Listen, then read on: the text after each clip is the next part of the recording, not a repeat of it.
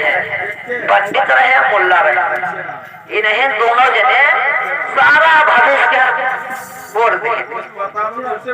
यहाँ जैसे ये दोनों जने खेली मैंने खाया है हराम मुख से आवे गंदगी कीचड़ के गुलाम बन जाए खाया नहीं गुरु बंदगी तो मैंने इन्हें नहीं जाने रहा, इन्हें दोनों नहीं जाने रहा, रास्ता पर बिगाड़ चलते हैं।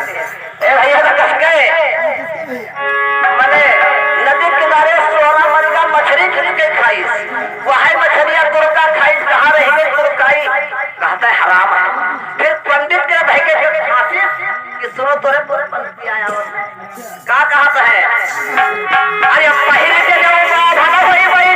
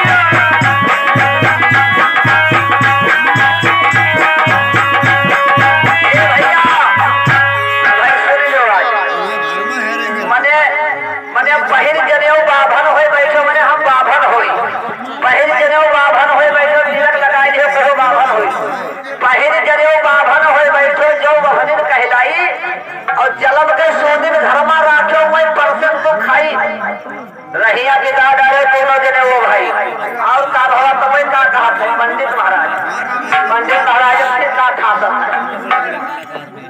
ए भैया